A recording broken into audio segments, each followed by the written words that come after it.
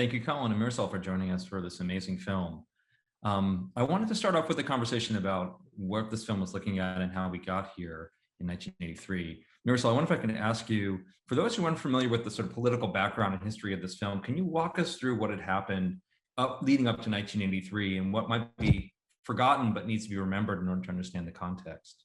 Yeah, sure. I think that's a great way to start, because El Norte really is such a great film in terms of making audiences really aware of the struggles of immigrants in terms of the, fleeing poverty and corruption and really fleeing for their lives and coming here out of desperation and looking for a better life and also just to survive, right? And so one of the things that we don't see in the film as much is, the reasons behind the problems. What exactly are the specifics of the problems that why they're fleeing Guatemala and why so many people were fleeing Central America at this time, more generally speaking. That's not the project of the film, of course. So, this really was about compassion and making sure that folks, trying to instill a sense of compassion in people, regarding immigrants. But it's still it's so important to think about the reasons of why. Why do these conditions exist? Why are people having to leave these horrible conditions? And so what we don't see here is actually the huge role that the US actually played in creating these horrible conditions that Rosa and Enrique are fleeing.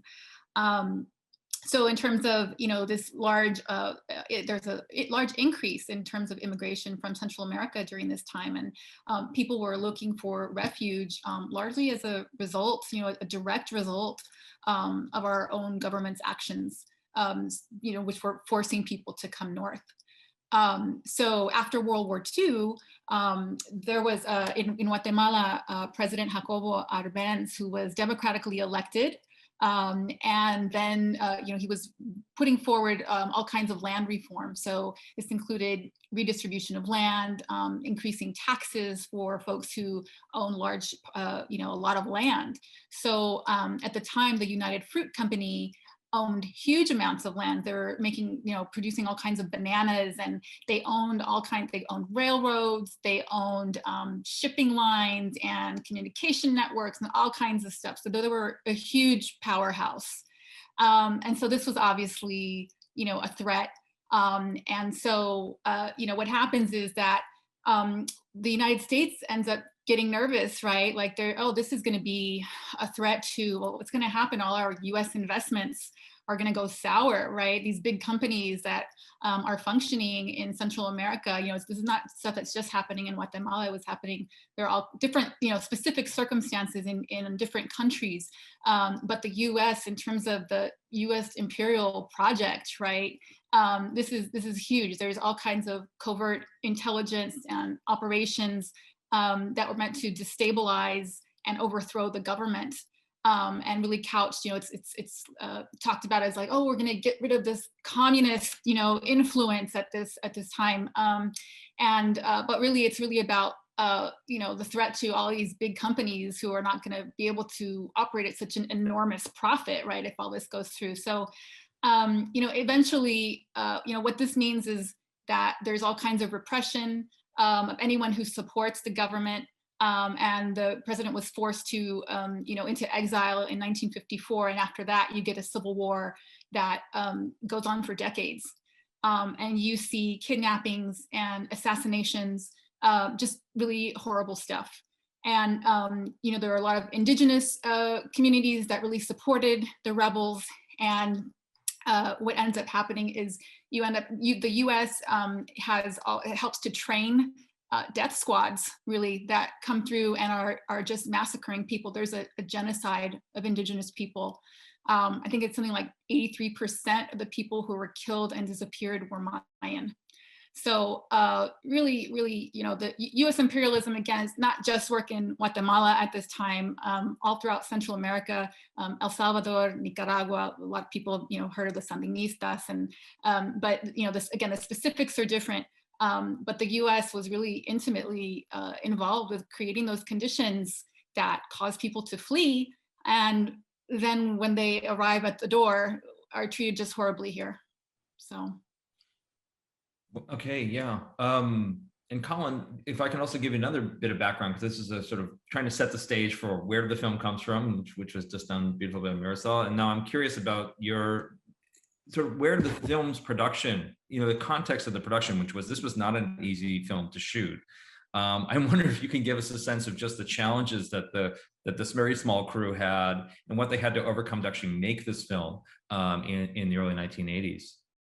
Yeah, for sure. I mean, to pick up on where Mirasol left off, I think Gregory Nava was seeing the end point of that in Los Angeles, living in Los Angeles, and he grew up in San Diego and kind of has described himself as having a border upbringing and going back and forth between San Diego and Tijuana, but was living in Los Angeles at the time and realized that the city relied on immigrant labor, on this kind of invisible labor force, these kind of shadow people, that, as he called them, and wanted to make a movie about them from their perspective, right? So on the one hand, there's the factors that are sending people from Guatemala. On the other hand, Greg Nava became really interested in figuring out how to kind of document or talk about the experience of the people that were changing the demographics of LA, because a lot of people were justifiably fleeing. But it was also, and it continues to change the face of Los Angeles. And so it kind of embarked on this project to tell this story from the perspective of indigenous migrants. As you can imagine, getting a film like that funded in 1983 or in 2021 is incredibly difficult, because you're talking about protagonists who are speaking at the very least Spanish, and there is also the indigenous language Quiche in the film. And selling that as something marketable in 1983 would have been very difficult. And in fact, there are some great stories about this, that when Nava and Anna Thomas pitched the film to studios, someone suggested that they cast Robbie Benson and Brooke Shields in the leads at that time, which I kind of want to see that movie because it sounds terrible. Or they also suggested, which was also, this is also something that Hollywood continues to do into the 21st century. There was also a suggestion that a border guard or a lawyer, like a white protagonist, be the center of the film, and this person takes interest in the migrants, which is something that Hollywood was doing in 1983. I don't know if anyone has seen the film Under Fire with Nick Nolte.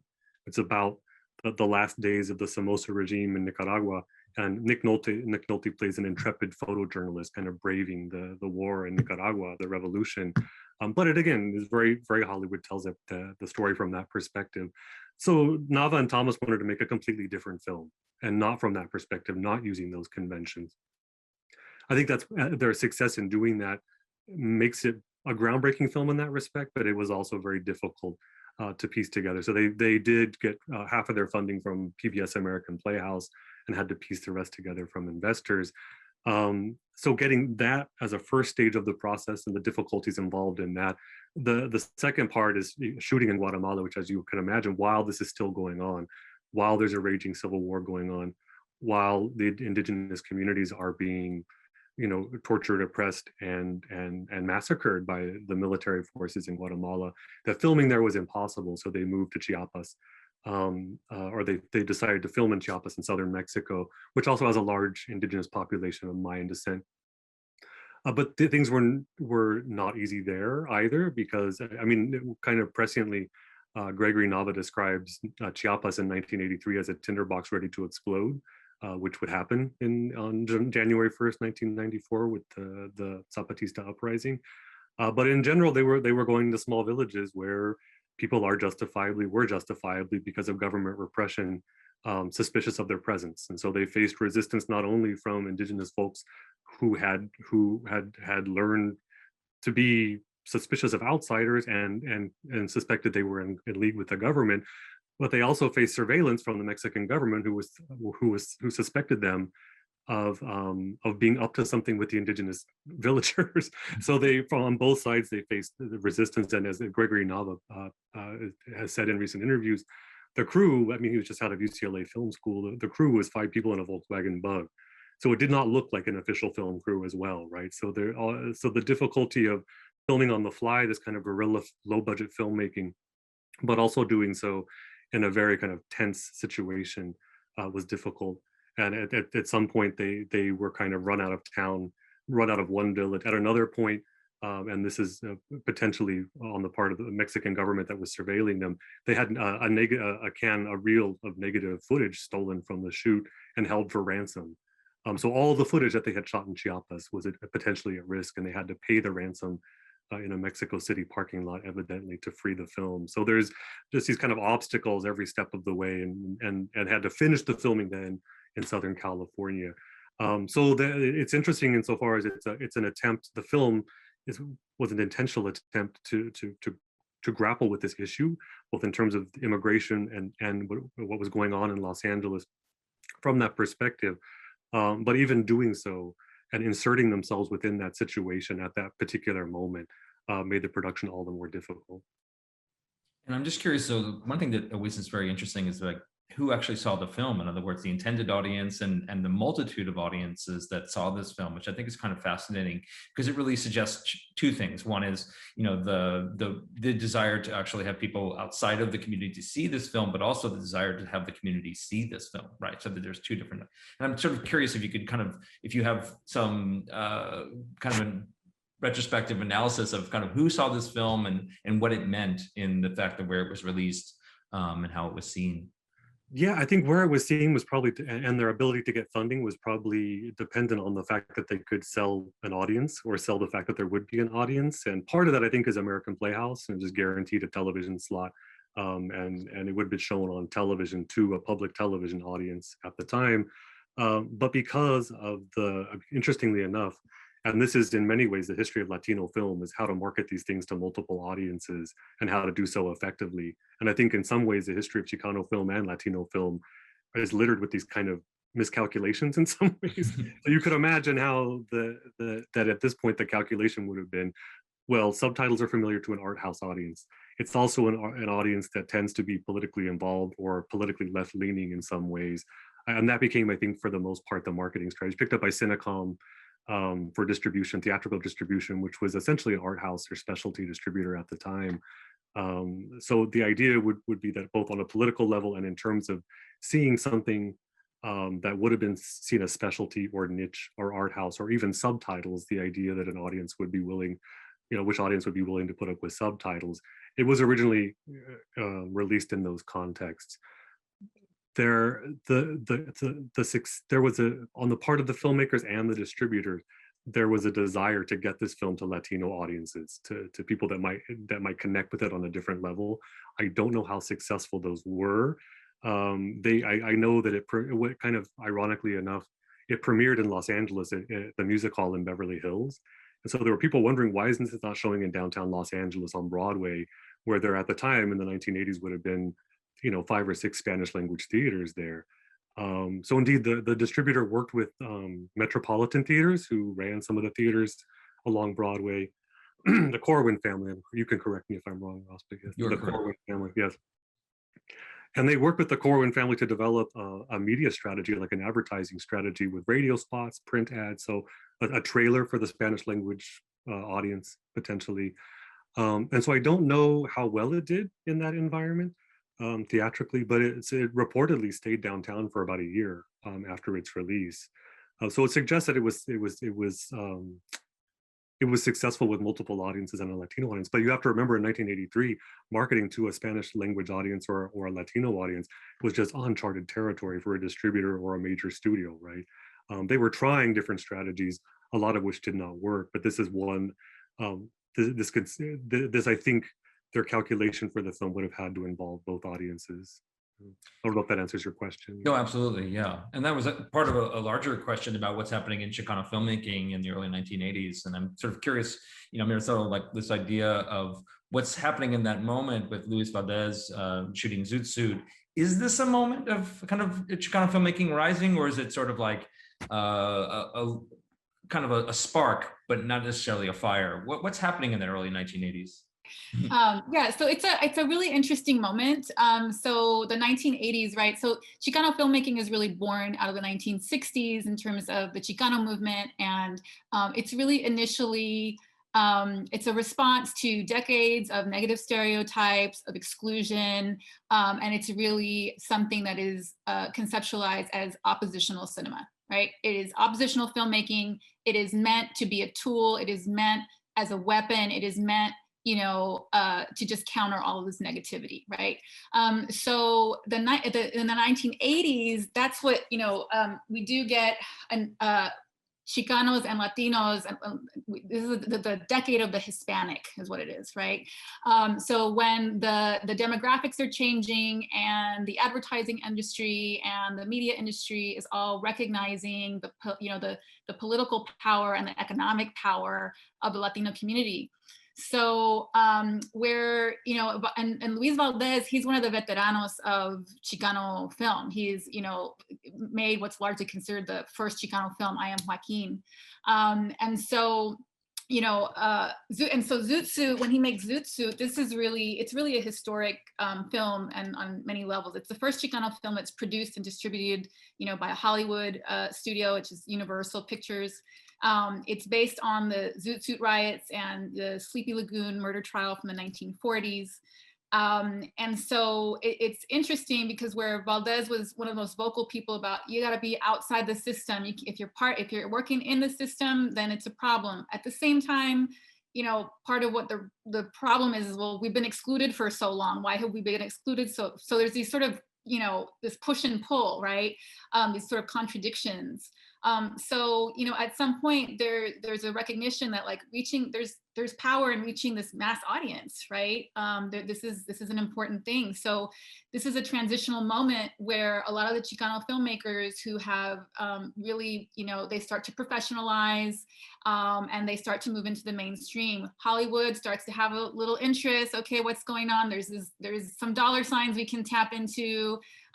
You know, let's see what we can do here. So this particular moment, there had just been a couple of, in 1981, so in 1979, there'd been a couple of gangsploitation movies. So speaking of Robbie Benson, right? So who, you know, played a Chicano in one of these movies.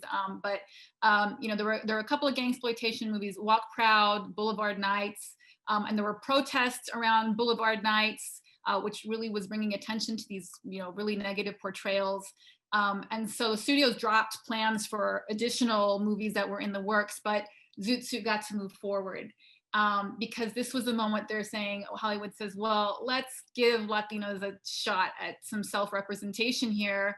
Not a huge budget, it's still a very modest budget, definitely no marketing and all of that stuff, you know, no marketing budgets and all of that, but you know, it's a transition. And Valdez did have to make some compromises in the film, right? So, but the thing is, this is a moment when the filmmakers come in and say, well, let's try to bring in some of these oppositional ideas and work them into the mainstream. Let's mainstream a little. It means some compromises, certainly. But that's what you start to see happen. It's not like Zoot Suit and suddenly there's a, you know, explosion or anything, but it's a sort of a moment that signals this shift. And Gregory Nava, you know, I've heard Anna Thomas talk about how, you know, we were trying to get anybody and everybody to listen to this script, like we're trying to pitch it, and people are just like, as soon as you say brother and sister, like, and oh, you know, no, nobody's interested anymore, right? Like we couldn't, you know, just it wasn't going to happen. So this was an independent film, right? They went out, those 5 people jumped in those you know, VWs, and they got it made any which way that they could. And then of course it does well, and then people start to perk up and then, okay, now let's see, oh, let's get it into the theaters, and it starts to grow, right? And then so it does signal this shift, and then eventually where they're willing to finance stuff, and you do start seeing you know, later in the 80s you see more films like you know, La Bamba was a huge one, 1987, you know, Born in East LA and Stand and Deliver, and there's a whole series of films for, you know, a good 10 years where you get a lot of really successful films in Hispanic Hollywood. Yeah. And speaking of the independent films, because it's not the only independent film that's about Guatemala in this in 1983, right? Because there's also this other documentary coming out at the same time, When the Mountains Tremble. And I'm just curious, Colin, if you can kind of give us a sense of, you know, what it's like. This sort of a zeitgeist moment. You know, you sort of can always tell when something's happening when there's sort of 2 projects, whether one's nonfiction and one's fiction, something's happening. So how did these films kind of like play at the same time, and did they give people a sense of both text and context? I'm just curious about what you can tell us about the documentary for those who haven't seen it, and how it plays against and with this film. Yeah, for sure. Actually, I think When the Mountain Trembles, which is When the Mountains Tremble, which is a documentary about the situation in Guatemala, narrated by Rigoberta Menchú, which a lot of you are probably familiar with, who a lot of you are probably familiar with. And I think it's probably a great companion. It came out the same year as El Norte. I think it's a great companion piece because it does what El Norte does not do, actually. It's actually about the US intervention, US policy, and the way it shaped the situation in Guatemala. It's not for the faint of heart because it is very blunt and direct and explicit about the violence happening there. But it's also kind of it's an interesting companion piece because you could get a glimpse of what it would have looked like for Rosa and Enrique if they would have stayed in Guatemala. So the second half of the film is about the growing insurgency and the guerrilla movement, and the resistance on the part of indigenous peasants and farm workers against the repressive regime, the military dictatorship in Guatemala. So it's an interesting companion piece. And curiously enough, when it premiered in New York City, when El Norte premiered in New York City, there were activists outside of the screening handing out flyers for When the Mountains Tremble, saying it's playing at Film Forum. You should go see it over there. As a way of saying this conversation continues, but here's also what this film is missing, right? This other kind of context that very much implicates the U.S. directly in these relations and in these circumstances. But it is a moment of this zeitgeist that I think very much shaped immigration policy for the next 10 years, and we can talk about that in a moment. But across the country, beginning in the 1980s, there is a lot of grassroots activism emerging in the United States in response to the situation in Central America around El Salvador. So, in 1986, organizations in the Bay Area like Carecen appeared. In 1980, you have CISPES, which is an organization that has offices all over the United States dedicated to the situation in El Salvador, solidarity with the struggle in El Salvador, and a lot of grassroots activism happening around the country. So the El Norte is part of that, I think, and I think in some ways, to do El Norte justice and understand its place within that moment in time, I think you can place it somewhere on that spectrum or within that constellation of different kinds of activism that are happening, right? So on the one hand, you could say, well, El Norte does a particular kind of thing in terms of humanizing its protagonists, but it would have been a kind of companion piece again to the other kinds of media, the other kinds of activism, the other kind of discourse that was circulating around Central America at the time. And in that respect, there was kind of a groundswell, both in terms of artistic production and activism, but also in media as well. And it's really interesting, this pushback against Rosa Enrique, like the brother and sister story wouldn't sell, because in a way, that's exactly what sold that film. That's what made people, the whole idea, right, from Nava and Thomas, is that like they needed compassion from people who didn't know the story. And it's evident by the Mondale-Reagan debates and the domestic policy that changed in part because people who didn't know the activism and didn't go see the documentary, they got interested. And I'm curious about your sense of can you tell us just like how quickly did things change? Like what happened in 84, 85, 86, like really like policy wise, what happened in the US domestic policy around Central American immigration? Can you tell us just a tiny bit just to know? Because most films, like I think when you're a filmmaker, you think, boy, I hope people see it. And then there's this like dream of, I hope I make an impact. But like that really actually happened with this film. And it's not typical where you actually make an impact beyond the movie you've made. So I wonder if you could just tell us just a tiny bit for those who've seen it, like now to understand the impact that the film did have.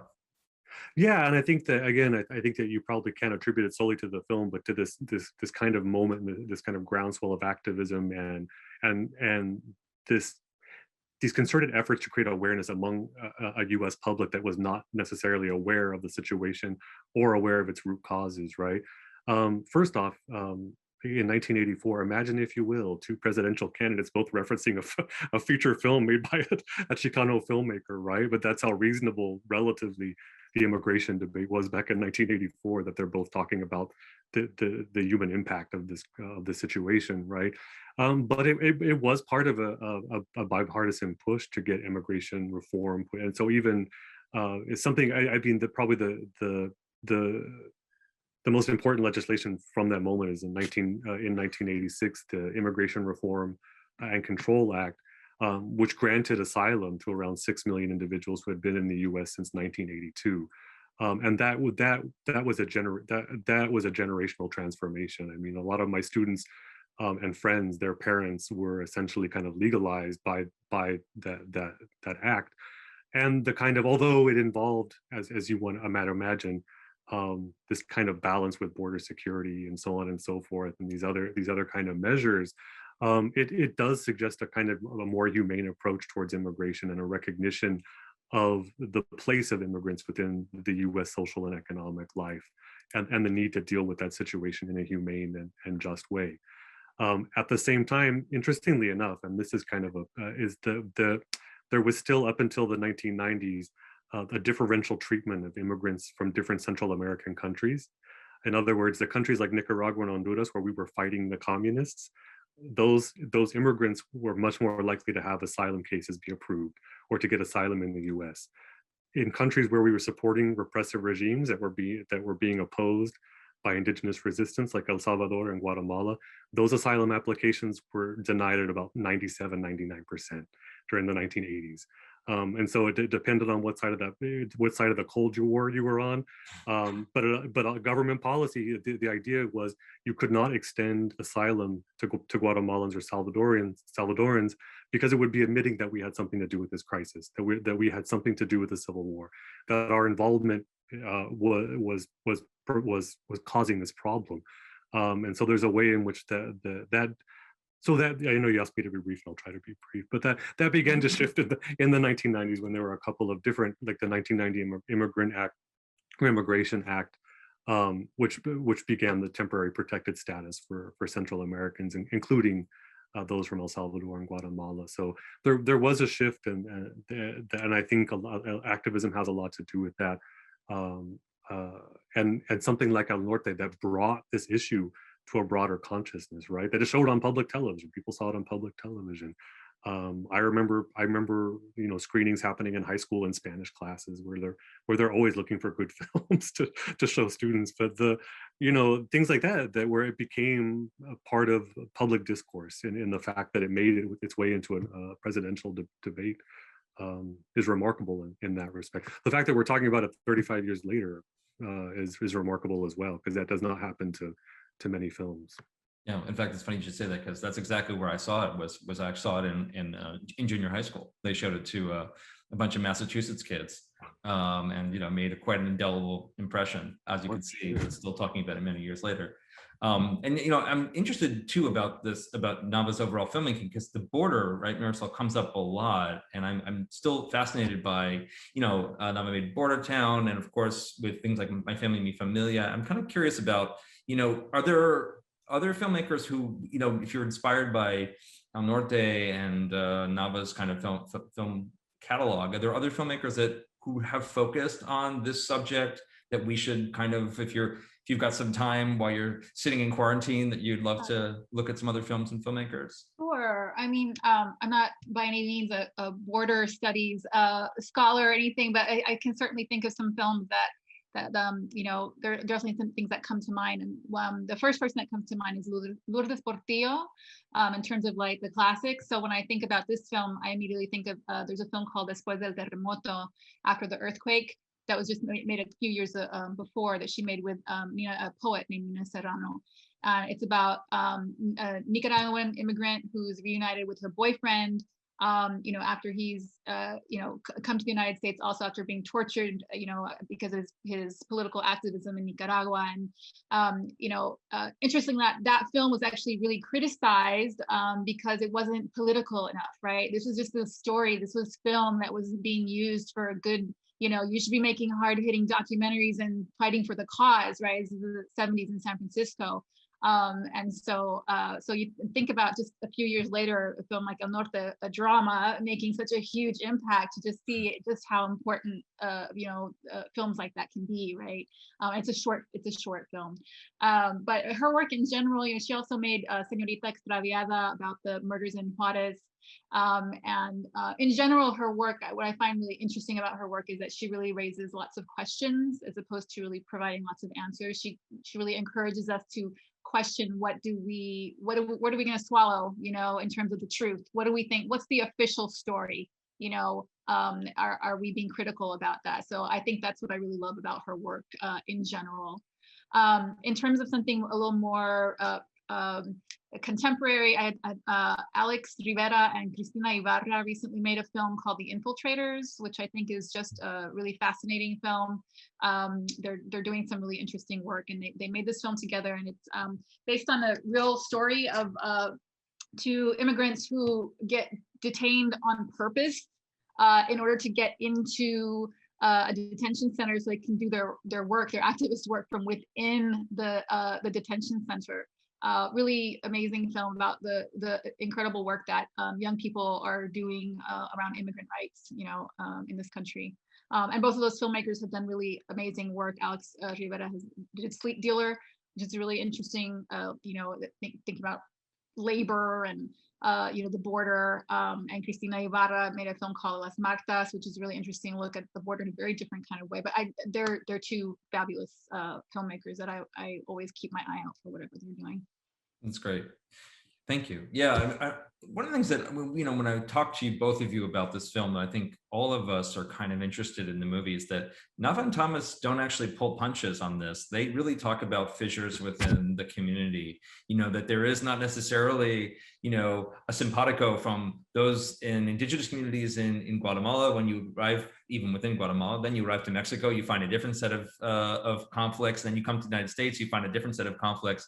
I'm wondering if you can both just kind of give us a sense of what are the conflicts that the script and obviously then the film generates, and gives us a lens into, about jobs and who's protecting jobs, and how different kind of practices work, in how the whole trail, right, from going from Guatemala, from Mexico, and into Los Angeles. All those things I'd really love to hear from both of you, if you can, just to give us a sense of the granularity, the texture that I think people would understand looking at this film.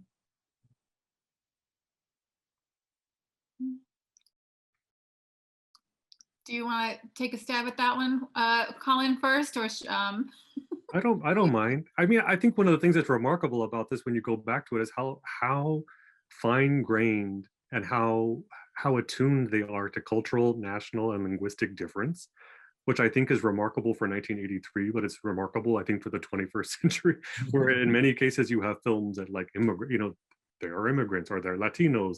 And even during, say, the Latin boom of the late 90s, early 2000s, a lot of those kind of Latino-oriented films, you can't tell where they're from. They're actors from multiple national origins, and they're all supposed to be in the same family, as an example. But this is it's very nuanced, and it doesn't pull punches, as you say, in terms of both thinking about difference, but also the way difference can lead to conflict or misunderstanding or miscommunication. So even something, the use of the indigenous language Quiche and Spanish, and the difference between Guatemalan Spanish and Mexican Spanish, and how they have to kind of take on this identity as Oaxacans, even though the Mexican truck driver calls their bluff and Oaxaca's ahead on the road. We're still not there, so you can't be from Oaxaca. And when they get to Los Angeles, continuing to call themselves Mexicans because it's easier than explaining that they're Guatemalan, but it's become part of the ruse, but it's also become part of the way that they explain themselves to the people around them. And then finding the solidarity in the restaurant, Enrique and the busboy, who's Mexican, against the pocho, who doesn't speak Spanish, who's of Mexican descent but doesn't speak Spanish. So all these kind of generational, regional, national, linguistic differences, and the relations they set up and enable, and those limitations and conflicts, I think is really sophisticated in a way that resonates with a lot with the way that we talk about identity now. In other words, I think if the focus on Central America and indigenous Central Americans, the field of Latino studies is just now catching up to that in the last 10 years. And Gregory Nava and this film was thinking about that back then, which is another reason this becomes useful in a classroom setting or otherwise for completely different reasons than I think it would be shown in a Chicano film class 20 years ago, which is where I saw it. But yeah, I don't know if that that resonates or that makes sense, Mirasol. Oh yeah, totally. Mirasol, yeah. Yeah. No, I think I absolutely agree. I think the idea of using the film to, it just resonates with current day understandings, right, of the situation. So I absolutely agree. The other thing, and this is I'll start with you, Mirasol, since you ended. The question is about when there's this raid on the clothing manufacturer. It really made me think, because the whole conversation is like a fleeting reference to the idea that, oh well, now there's all these babies that will be left behind because the mothers have been taken, right, by INS. And it got me thinking, of course, one of the many phrases we hear all the time is child separation, family separation. And it made me think, are there other instances, other moments in the film that just sort of like really resonate with you, to the sense of how little has changed, or perhaps how much? Or what are the things in the film that just, you see them, it's 1983, but you look, it's 2021, and there's just like, it's just sort of glaring. Is there anything that kind of calls out to you at this moment? Yeah, I would say probably just all of the scenes where the Latinos are basically doing Rosa and Enrique dirty, So the guy who tries to rob them in the woods, the Mexican coyote who's, basically selling them to Mocted, and he's, so condescending and just, profiting from everybody's labor, the Chicano waiter, like all of this. Now, that's not to say that Latinos do each other dirty. That's not what I'm focusing on, right? But the idea that people in general, right, the ways that this movie really, looks at the way that we turn on each other, right? And for what? What is the purpose, right? So, Nava has said that part of what he was doing with this, when he, Chicano films had really been about like uplifting the community, right? Chicano culture is the best, we're the best. And in this movie, the Chicanos are pretty rotten, right? Which is pretty unusual for I think at this moment to see that. And so Nava he's said that specifically in some ways, what he was trying to do is just tell the truth. He's like, this could happen. This is the kind of thing that happens, right? And so I'm not going to hide it. I'm going to talk about it. I'm going to tell the truth. And in some ways it gets the audience, right, to trust you in a way, like I'm telling a real story here, right? So I think the idea that, and what the truth to me, when I think about all of these things, and when I think about what is not changed, is the way that, the way that capitalism functions, right? The way that capitalism profits from divide and conquer, right? The idea of, gendered divisions of labor, pitting Mexican and white communities against each other, in terms of, there's so many ways that the divisions between us, like capitalism is what profits from that, right? And thrives because of these kinds of divisions. And so it reminds me of the film Salt of the Earth, which, from 1954. So a movie so ahead of its time that really dives into this idea, right, of basically, okay, well, how capitalism makes us, we're all scratching and clawing, just trying to survive, right? And so then okay, if I'm going to step on this guy's neck to make sure, like, I've got it bad, but at least I don't have it as bad as that guy over there, right? So I'm just going to step on this person's neck, and at least I'm not at the bottom, right?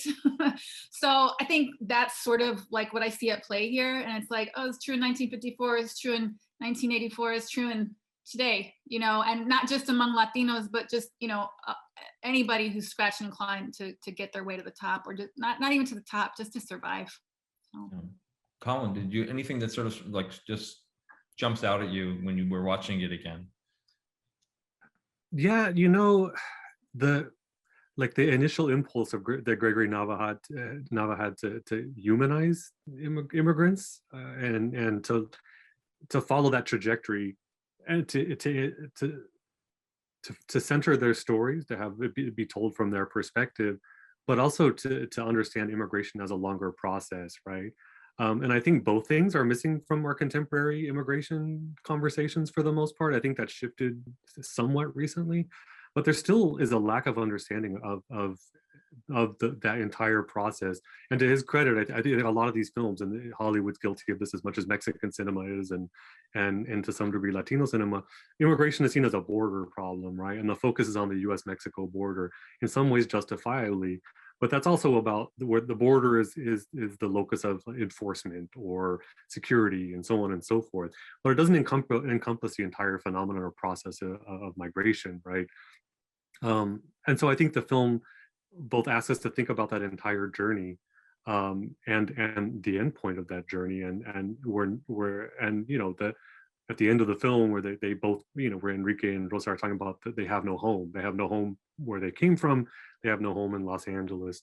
And within that, and at the same time, you know, in addition to covering that entire process, which I think was groundbreaking at the time and would still be groundbreaking today, regardless of the fact that they left out the analysis or the U.S. foreign policy, is just the dehumanization. And I think a lot of rhetoric about immigrants and a lot of anti-immigrant policy is premised on dehumanization. So like when I ask my students, talk to me about the representation of immigrants or undocumented immigrants in US media, they can't, right? They're like these discursive boogeymen, but they're not in cinema. They're not like, they are probably more so than they used to be, but the students don't have like a clear idea in terms of that representation or even who these people are, right? So stories like this and films like this allow viewers to understand these as human beings making a motivated decision. And I think that's important because I think that I think that's a great starting point.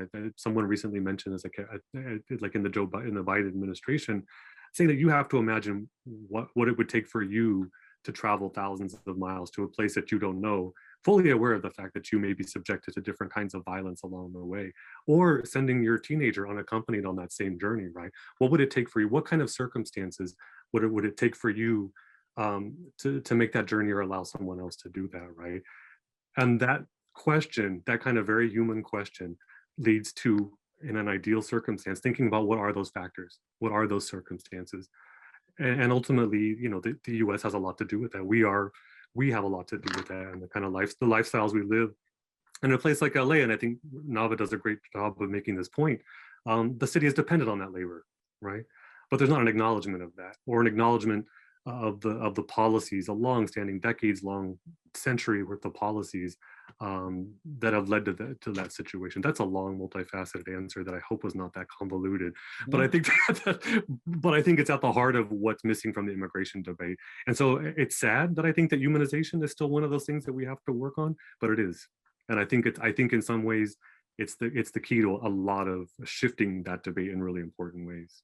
Yeah, and I'm always struck by the fact that this movie comes out 1 year before Moscow on the Hudson, which also documents, it's a very different border crossing, right? It's more of defection, but it's not a celebratory story necessarily that immigration and assimilation is the answer to all problems. In fact, it's just the beginning of another step, which is sort of the genius of the movie, is that it has these 3 stages. And I always think like the homeland sequence is the one that you almost would never see in a Hollywood film, that it does so beautifully to actually spend that time there to situate you. And I'm kind of curious, you know, before we turn it over to audience questions, is one of the things that I was curious about is, you know, Nava's talked about making another film called Gates of Eden, and I'm hopeful that it will get made and we'll be able to see it. And it would be something he's talked about is updating the kind of immigration situation, but for like, you know, the 2021 and forward. Do you think that enough film that could come out now based on, you know, we have so much other competing media, right? Half the people are spending their lives on Zoom or playing video games or looking at their phones. Could a film come out now, whether it's Gates of Eden or another, that would make a real impact into this conversation? Because as you said, so much of the conversation is faceless, right? We get images of walls and we get images of buildings and we get images of razor wire. We don't get images of actual people. Could you make a film about another Rosa Enrique where you actually could make a difference in 2021? I'm just curious what you both think about that. I'll let Mirasol take this first. Oh, okay. Well, I mean, I'm in this field for a reason. I believe that film is just so powerful. And I think that a film like El Norte, where this idea of compassion, right, and humanization, it's so important. you know, a couple of an interview I saw with Anna Thomas recently. She was talking about how, you know, films don't make policy.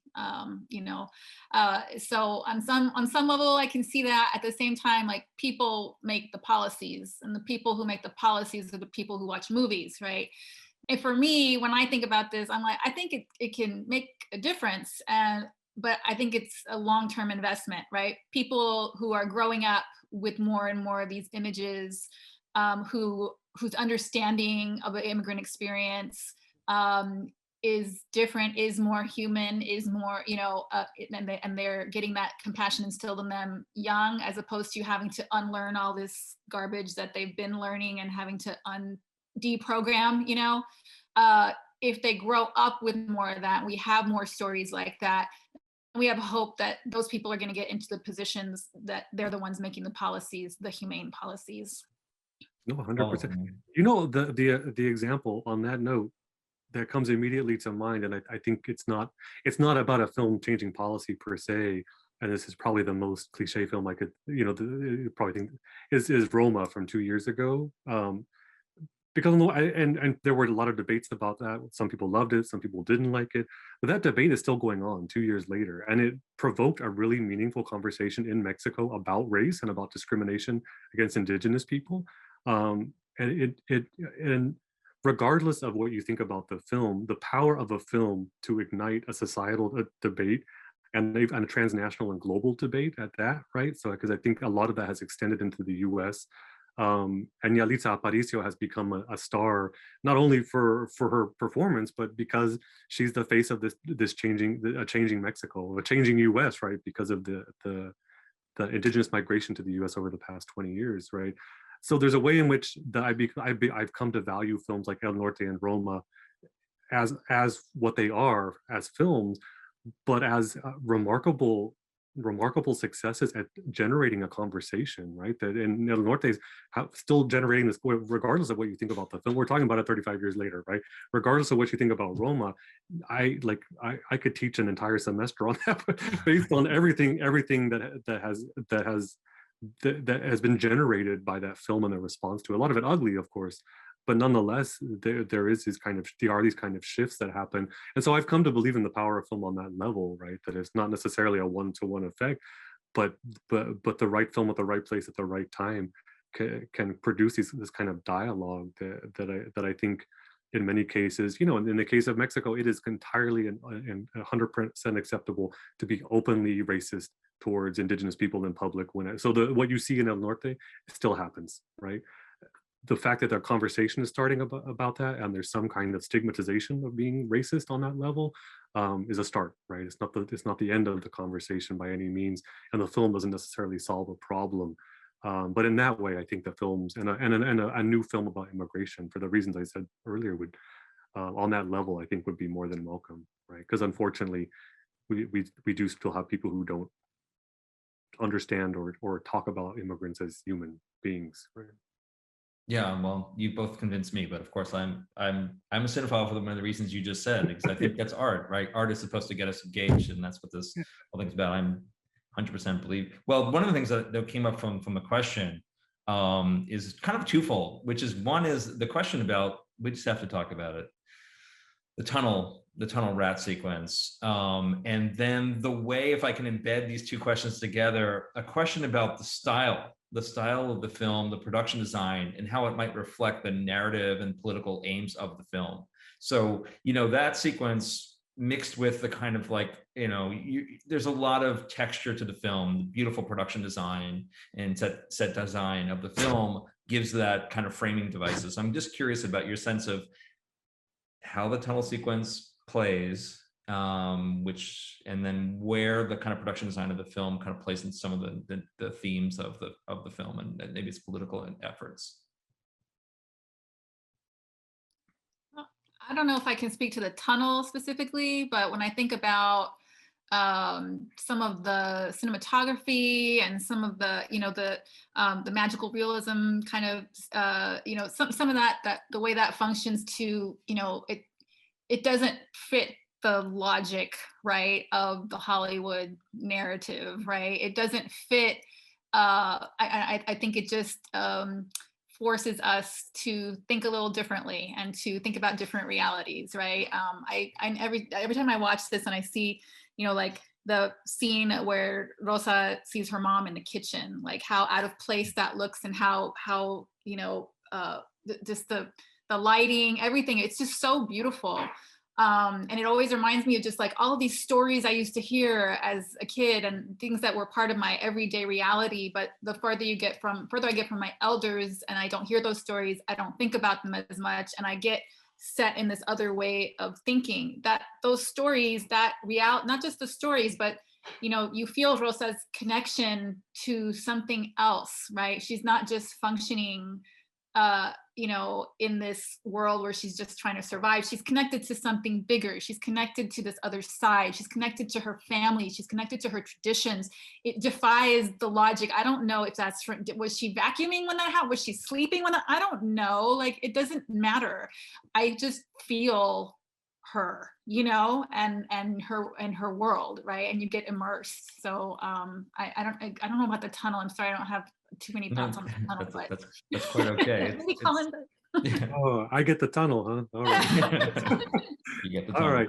No, so I have a number of thoughts about the tunnel. One of which was I turned away again when I was watching it because it was just too much. And critics at the time mentioned it as well.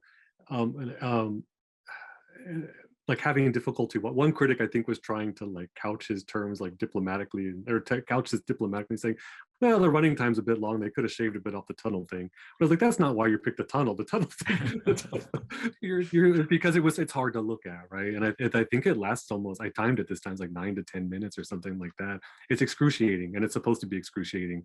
And I think that puts you in their place in a way. There are a number of different techniques throughout the film that put you in their place, and those the moments that Mirasol mentions, those kind of surreal, magical, realist moments when they're transported back home, or when their parents are transported to, they're in the same space together, even though that's impossible.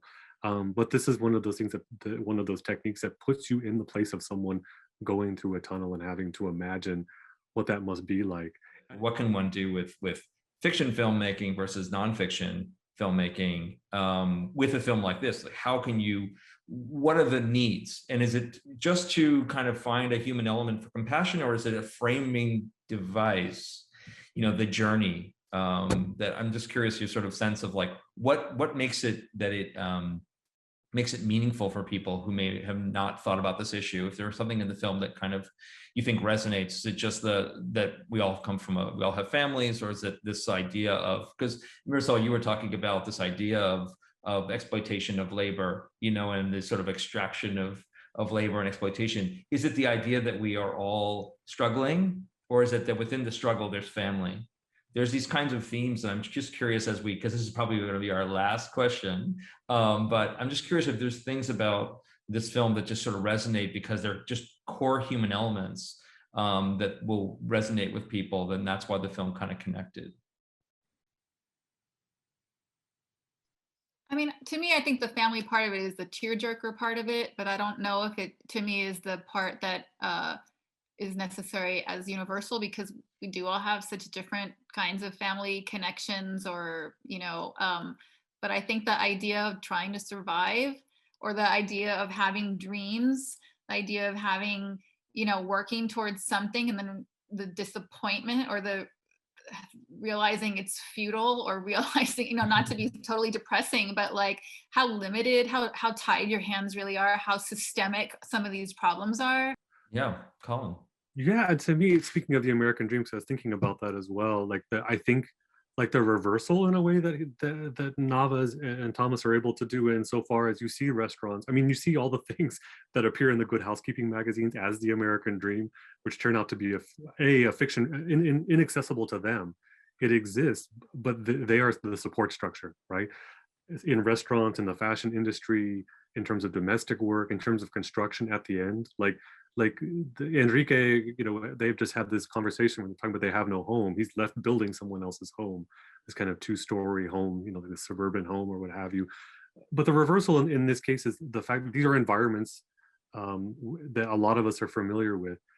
This is labor that we've run into or been served by, and this is what Nava was saying. Like the next time someone walks into a restaurant, I want them to think about the person serving me their coffee. This film is about the people serving the coffee, about the people that are making the clothes that end up in the magazines, and that kind of reversal of perspective, I think, is completely and totally powerful, because we don't usually get that perspective in Hollywood films, but because we've also been kind of primed by the film to understand these as facets of the American dream.